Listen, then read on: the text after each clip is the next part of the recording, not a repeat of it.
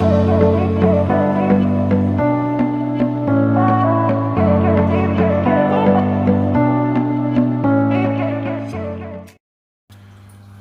guys, welcome back to the channel. Hope you're all doing well and getting into the Christmas spirit of things. My little lad has made a Christmas crown. I'm sure he's going to wear that on Christmas Day. I think not. Anyway, heading on to this video.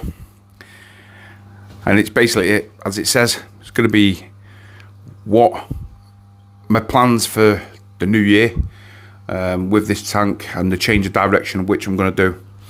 If you remember, I posted a video with 3 different options of what I wanted you guys to let me know what you thought and the route that basically I took.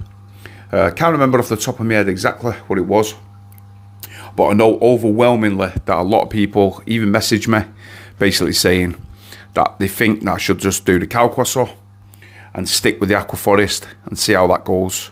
Because obviously changing too much at one time will probably be disastrous. So that is the one I've decided to go with, and that is the one that I'm going to stick with for the time being. Now things might change in the future, you never know, and especially me, I always like to change, change my mind with things, but that's the way I'm going to go because I think it's going to be the right way.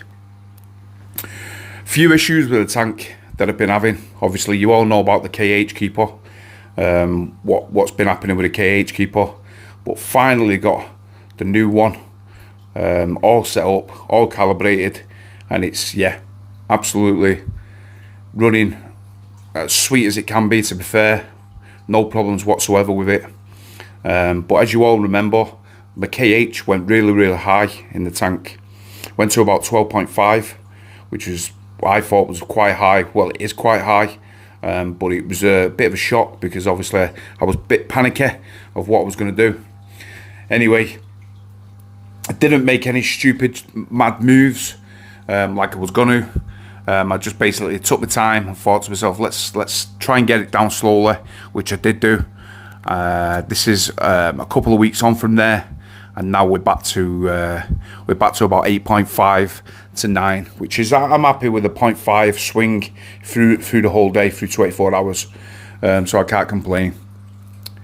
Excuse me guys, I'm going to sneeze, sorry.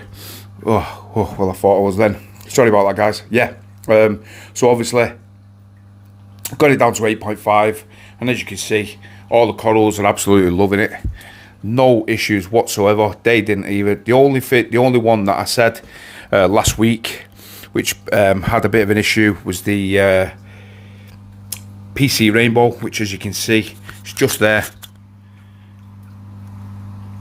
But there is a bit of colour on it, so I'm hoping that it's going to come back. I don't know really, to be fair, but only time will tell whether it will do. The glare of this, guys, is crazy with these lights. Absolutely fantastic lights, but the glare when you're filming is just insane. This Maya guitar is doing really well, and if you look at this green Barley Green Slimer, I need to start fragging, just cutting a bit of that off because it's going on to that Pikachu there. And then we have all these little Zoas all down here and all around there. I'm going to be moving that Signorino. I did say I was going to move it last week. However, if you notice, you'll look at the Euphilia garden and you'll see that my indoor is gone. No, I haven't sold it. Basically, what's happened is the actual glue or the adhesive that I put on it, it fell, and the indoors basically were all over the floor. So yeah, bit of a problem, bit of an issue, but covered in sand, so they wasn't liking it. But the gunnies seem to be all okay, to be fair. They're still alive. I'm still dosing the manganese, which seems to be okay, to be fair, but they're not as good as they was when I first got them. So what I did was, going onto the Indo Gold, I basically thought, you know what, I'm gonna have to frag it and cut it down into smaller pieces, basically so I can stick them on. I'm gonna have them separate, so that's exactly what I did. I fragged them, so this one is like a 3-head one, and then we have 3 single heads, small heads really, not the biggest, but you won't be able to see from there because I'm not playing that glass. But yeah, not the biggest, but nice enough. Do you know what I mean? Nice frags, really, to be fair. One thing I did do was cut a holy grail, and disaster struck. The actual skeleton cracked. So I don't know whether that's going to survive or not. I basically did my best to try and glue it and stick it together, and it seems to have held. So that's the main thing. But that's just a quick look at the tank, and as you can see, everything's doing really well. I mean, just look at that coral's nearly out of the water now. So it's really thriving, really happy, and especially now that it's gone back down to 8.5, I'm really chuffed. But like I said before, what we're going to do is we're going to be sticking with the Kalkwasser. And as you guys remember, I was contemplating which one to go for, which pump and stuff like that. I decided to go for the D+D. However,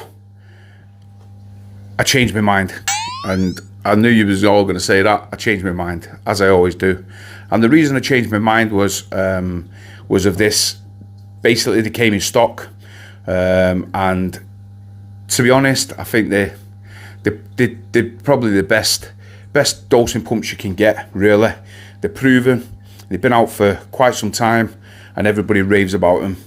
So I'm sure you can all guess which one I went for, and now I'm going to show you. And yes, we went for the Ecotech. As you can see, Ecotech Versa, absolute beast. So we've gone for the single one of these guys. I'm not going to open it. I'm not going to do unboxing videos, guys, because I'm sure you've all seen that, and I'm sure you don't want to see it again. But yeah, we've gone for the Versa. This little thing can do everything. So for me, it can dose really small amounts. I mean, in theory, it can dose like your trace elements, super micro dosing, which is fantastic. To be honest, I'm probably going to have to get a few more of these, because then I can start doing the trace elements, because obviously I'm not going to be dosing the trace elements, because I'm going to be doing the Kalkwasser.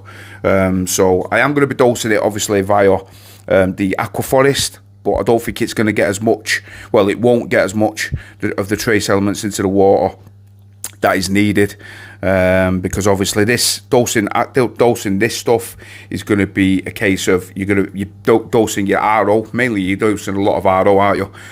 So the RO is going to be lower out of my RO container, because obviously this is going to be dosing. I'm going to be setting this on 24 hours, and I'm going to be running it at about a mil a minute for the time being. So a mil a minute, I think it works. I think I worked out that it'll be around about 1600 mils a day, give or take. So that'll be like 1.5 litres. However, I have been checking how much evaporation I've had, and I was absolutely blown away, guys, to be fair. I've done it last week, and I tested it. I put a markers on one of these jerry cans, and I marked it all the way along, all the way down, 2.5 litre intervals, and I was absolutely gobsmacked that I did it on the Sunday, and by the Thursday morning, the container only had like 1.5 litres left. Obviously I've been jotting it down. Now we're on the Saturday, and I checked before, so it works out at around 32 litres from last Sunday to this Saturday. It's about 32 litres we've gone. So I'm just going to divide the 32 litres up through the 7 days, and then I'm going to I'm going to half that, I think, for the time being, and just see where we go from there, because I want to see whether I want to be able to monitor it, but I'm going to be monitoring this over the Christmas period. I've got 4 days off, and I want to be here to be able to do it, because at the end of the day, I don't really want to be, give it to my missus to basically like keep an eye on it and stuff like that, because it's too much for her, to be fair. So I don't really want to do that. But what I did also get was I got the spare tubing that goes on. Hopefully I won't be needing that for some time. But yeah, got that just as an extra. And these are the barbed fittings. These things here are barbed fittings. So if you want to run the flexi tubing, then you're good to go. Just stick them in and you're good to go. But I'm going to go with this more rigid tubing. I'm going to run it on that. To be fair, this is 25 feet, so more than enough for this pump. And then I also went with the calcium hydroxide, which is from APC. This is 5 kilos. So guys, this is going to last me absolute time. And not only that, it's literally cost me £19. So because I picked it up from the actual store, so from the actual shop.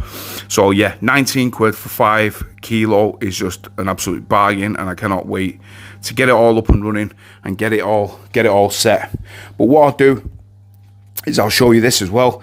This was made for me by a fellow reefer, the one-armed reefer. He made me this actually. Basically, he bought my clam off me, and I was telling him what I'm going to be doing and stuff like that.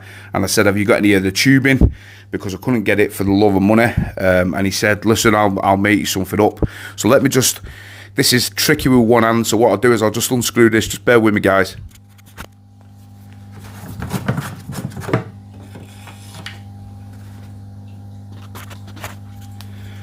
And what he's done is he's put this tubing, this like pipe, all the way down, and he's basically put this basically this stuff, this rigid tubing into the bottom. So what it does is it goes literally about an inch from the bottom of that.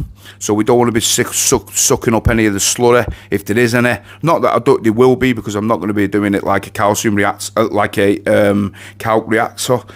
So basically what I'm going to do is I'm just going to mix it up according to what he said, because he runs this stuff, you see, and he was telling me, and UK Reefer as well, the mixing ratio of it. So I think it's around about 36 grams I need to put into this 25 litre jerry can. So that's the plan. That's what I'm going to go with, and it should hopefully dissolve enough so there's no slurry at the bottom. But that's my plan, guys, and I just cannot wait to get this set up and get it going in the new year, and hopefully for you guys to be able to see the difference, and for myself to be able to see the pH rise in the tank, because that's the main thing really. To be fair, I was thinking about, like, obviously the reduction in the aquaforest stuff, but in all honesty, my pH really in this house is, I'm literally getting like 8.1, which is not good enough, and I think that's had quite a bit of detrimental effect on the corals. To be fair, I know I get good growth,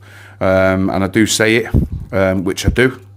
However, I think I could get even better growth with a higher pH. But let me know in the comments what you guys think about this video, and yeah, let you know about the change in the pump, because I for one cannot wait to get this pump set up, because like I said before, I think they're definitely one of the best on the market for sure, in my opinion. And I can't wait to set it up and see just the versatility of the app. I've watched a few YouTube videos, and yeah, just cannot wait to see how good it really can be. So yeah, but that's it for this video, guys. Hopefully I'll upload one maybe just before Christmas, but only time will tell. This is probably going out a week behind, so we'll see where we go. But click the thumbs up if you like this video, guys, and yeah, if you've not already subscribe to me. We literally need 67 more subscribers, and we've reached that 1,000 subscriber mark. So that'll be fantastic to hit, and hopefully, fingers crossed, maybe we could do it just before the new year, which will be a great new year for me. And yeah, upwards and onwards from there. So once again, guys, appreciate you following, appreciate your love and support, and yeah, I'll see you on the next video. If not, I'll see you on the live streams. So I'll see you soon, guys. Take care.